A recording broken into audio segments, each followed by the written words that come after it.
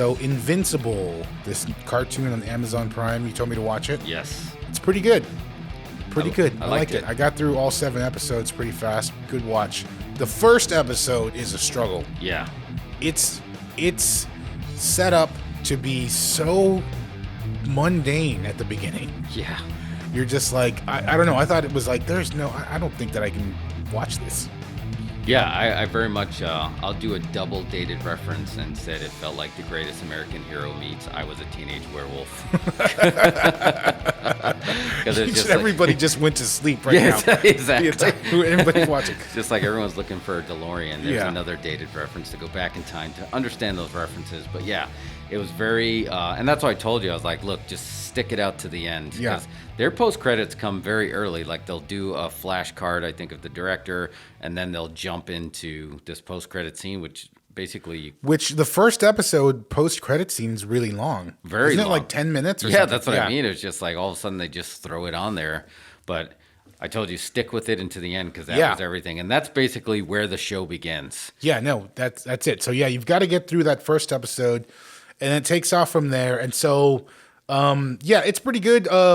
So we've got Mark Grayson, his dad's the world's most powerful superhero. Omni-man. Omni-man. At the end of the first episode, this is a spoiler thing, by the way. Yeah, make sure you put that in the title text, that in spoilers or whatever. Spoilers. So so the end of the first episode, he murders the Guardians of the Globe, right? Who were supposed to be like Justice League or something. Yep, they spent that whole episode establishing rips them to heroes. Pieces. Literally rips them shreds. to pieces with his bare hand. It's like what's that horror series where the guy just rips everybody apart? Victor Crowley or whatever. Oh yeah, Hatchet. Yeah, Hatchet. That's He's like Hatchet style, just chopping them up, head squeezing and like ripping bodies in half. Yeah, and the great the animation.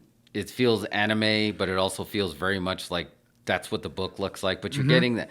I get that heavy metal from the '80s movie, heavy metal, or just like this old animation, like the way the eyes are popping. You see the blood vein, the veins in the eyeballs. It's funny if you watch heavy metal now, you'll freak out just at how slow the animation is. Yeah. It's like 3 frames a second. It barely moves. But anyway, this one really felt to me like, not to belittle it or anything. I think it's fine. It looks great. It's quality production. But it felt like they just shipped the script and the audio tapes to Korea to the animators, and then they sent this back. Here's the show. Here's the show. And it's, but it's fine. But it's a little bland. They could have put a little more style in there, I thought. Yeah, with the animation. Yeah, with the animation. Yeah, definitely. It stays a little bit more too true to the book, and not really the visual medium that would be a TV. Well, I was checking out some of the books, parts of the books. Some of it looks cooler. It looks a little more gruff. Like I guess there's different artists that have done it. Okay. Because like some of it looks even less polished than the show, and some of it looks way more stylish and grittier. There's more shadow. I'm sorry, I'm going to move this thing. There's more shadows and stuff. But anyway. But maybe it's like Simpsons, season 1 versus the animation's just going to get better and better. I hope so. Yeah, because the storytelling obviously great. Like Robert Kirkman, Walking Dead fame. He's at least a producer on it. I don't know if it's based on his books. Yeah. But obviously, he called in every favor he had. Because basically every voice from the Guardians of the Globe was a Walking Dead actor or actress. Oh, right. So it felt very familiar. But the storytelling, I feel like, and throughout each episode, because we're up to episode 7 as of this time. The storytelling's good. It's leading you to it's a strong enough mystery because you're going to basically figure out, Mark as Invincible, which, by the way, I love every time that they don't say his name. It just leads to the title card with the blood splash. Yeah, I like that gimmick. Yeah, that works out well. But it's leading to now he's discovering his powers, and slowly, each episode he keeps getting into deeper doo-doo. As he figures out, I don't know why I went full Phantom Menace on that. Poodoo, deeper poodoo. I went a Sebulba on you, but yeah, it's just like he now is going to have to basically face the biggest challenge of his life. Is just like he's going to find out that his father murdered all these beloved superheroes. And what do you do with that knowledge? Mm-hmm. We don't know why he did, so I can't say it's going to be a heel turn yet, but it's not a mystery. Yeah. That, he basically, you saw him do it. Right. You saw him get to that. So now Mark's going to have to face that, where his wife basically is already kind of like, okay, something's not right here. You've changed. Yeah. But Mark is just like thinking that he's going to have this father and son tag team. And now he's going to basically, son, we need to talk. And that's where it left. That was the last thing we said, son, we need to talk, right? Right. At the end of episode 7. Yeah. But great. I love the characters. I'm a big fan of The Tick, also on Amazon Prime, but obviously the Ben Udlin 90s cartoon where just like the superheroes' power is obvious because of their name, like Chairface Chippendale. So, they had Replicate, Rexplode, Adam Eve. Right. I don't know why I just enjoy that. So I feel like the characters are very strong. Yeah. In that sense. They made you care about them, pretty quick. Yeah, right? yeah. You did seem like after the murder of the Guardians of the Globe, they basically have a recruiting process, and that's when we're introduced to Teen Team, and that's when they're going to have to step up and become the new Guardians of the Globe. So they show a couple of battles that they went through, and that's when Invincible is kind of paying his dues, if you will. Right. So. And a good B storyline with Robot, right? Of just like basically that was good. That kind of interesting. I'm not sure how I feel about it. Like let's just like it's a little bit strange, I guess. It's questionable that make me a 14-year-old boy so I can date this 14-year-old girl kind of thing. I'm not sure that's that's appropriate. Whatever, maybe in some state. I don't know. A little bit of creeper into it. Yeah, so I don't know. And then when you turn out to be a pickled old man in a jar, it's just like make me a 14-year-old boy. Yeah, please make me a 14-year-old boy so I can date this 14-year-old girl. So that's I do like how the Mahler twins basically they don't know who the clone is. Right. Like I feel like that played into the story because it's just like it's going to be such a perfect copy. You're not going to know how that. Which to me I feel like is very metaphysical in this sense, right? Because if you just believe in a creator, and it's just like, and if there's a creator takes a version of himself and dumps it into 7 billion beings, but offers contrast so you can actually understand each other, versus like just making an exact replica and just like, okay, none of this really makes sense because I'm just looking at myself, right? So I feel like you get a better understanding of the character. So they tie that into it really well with basically young boy robot had to take out old boy robot, which I forget his name. Not old boy. Wait, young boy robot? Yeah. Which one? Basically, after they took the pickled old guy. Oh, yeah. His name's Rudy. Rudy, that's it. And just basically, he had to take him the old version of himself and give him the old yeller behind there. So it was good because it's just basically at that point you're killing yourself because you can't tell the difference, right? They have the same exact brainwaves. Right. So I did enjoy that portion of the Mahler characters. Yeah.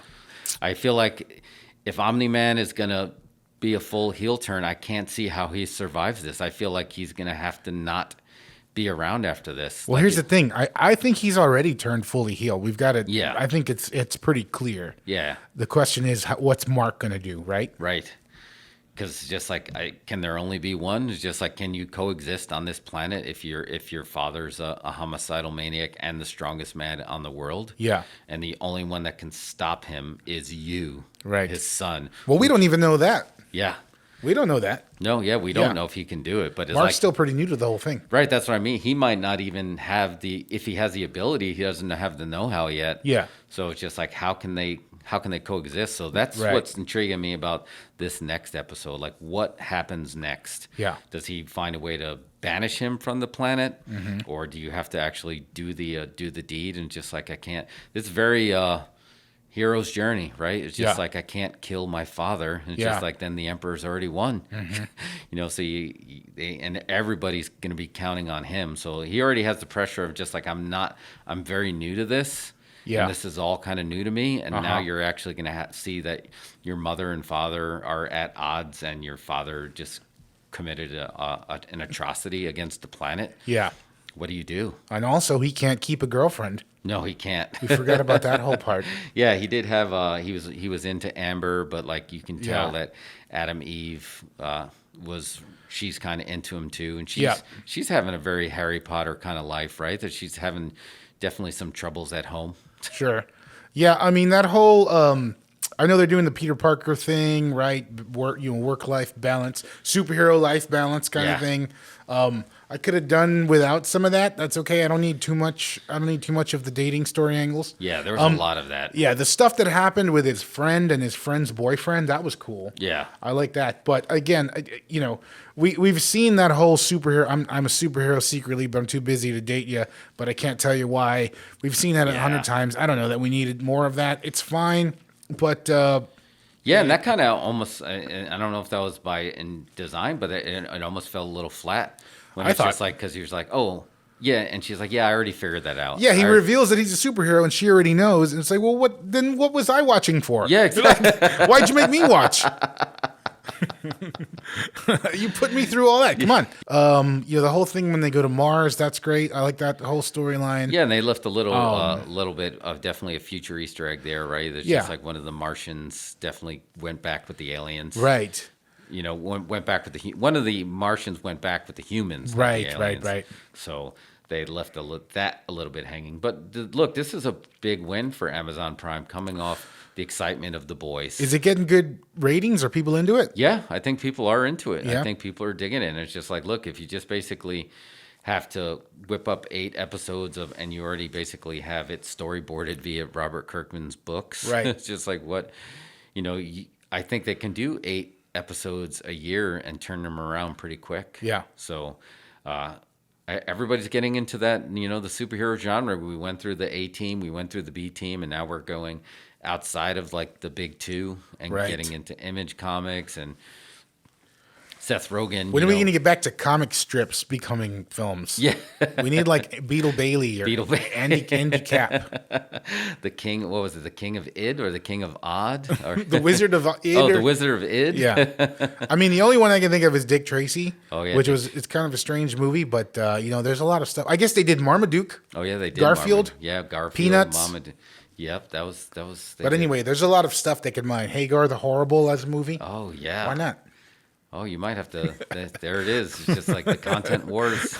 We need more. We need more comic strips. The Far Side as a movie. Oh wow, the Far Side cartoon is very hard to find, but if you can find it, Oh, there was really? a CBS special on the Far Side. It was great. Yeah. Yeah. You know what's really good? I was watching these clips on YouTube. The original Clerks animated cartoon. Oh, I have not seen that. It's in a worth while. revisiting because I think it. Well, I mean, this usually happens to stuff when it gets canceled, but it was pretty ahead of its time. But it's Yeah. sharp. It's good. It's really well done. It feels like Family Guy and all that stuff that came after it. This was almost a precursor. Oh yeah, because that was definitely made it ahead of its time. You You're should right. you should revisit it. It's a fun watch. It's good. I watched it specifically because I was thinking about how they shipped this off to the Korean animators to do it. There's a scene in the Clerks cartoon where they talk about we lost the end of the script was lost in transit, so the Korean animators finished it themselves, and then the whole thing turns into like a big anime thing. It's good. You should Oh revisit it. wow, Check- yeah, I'm definitely gonna revisit that. Check it But out. I'm all for it, man. It's just like keep it coming. It's just like Seth Rogen has got a nose for comic material because Yeah. I was a big fan of Preacher. The Sure. comic that they did with that. So he was Alien. I don't remember his name. Alien the Alien. Something the alien. Yeah, he was a voice in this. So What do you have any predictions for the ending, or you don't even want to speculate? You better turn your phone off because the answers are out there. I know the answers are out there because Yeah. they are hopping around the books. Yeah. I feel like Mark is going to have to face off with his father, Mm-hmm. and my prediction is maybe not him having to kill his father because he might not be able to come to it, and that would turn him to the dark side. But he is going to find a way to beat his father, and there's going to maybe have to some kind of planet banishment. That's what I'm thinking, but Yeah. I could be completely off base, Okay. because I just didn't read the books, and I think him and Adam Eve will come together because obviously they're definitely setting up for Yeah. that to become there. And I feel like the real true heel turn is definitely going to be Rudy, aka Robot, the 14-year-old creeper. Yeah. Because I feel like he was already kind of heel turn. He took someone's DNA without their permission, and Right. then he broke these guys out of prison for basically his own because he liked the little girl. Right. He's in love with a 14-year-old girl. So Oh, man. maybe we'll just leave it at that. Yeah, so that's a full heel turn if you ask me. Yeah. Those are my predictions. I'm not going to guess because I think I've already had it spoiled for me. I think well, from what I know, there's plenty of fodder to keep it going. Okay. But I think that this final episode will probably be pretty bloody. I don't think I think we'll see. Well, yeah, we're going to get some harsh emotions probably.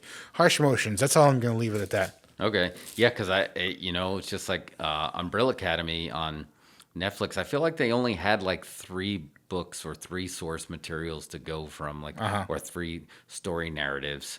So I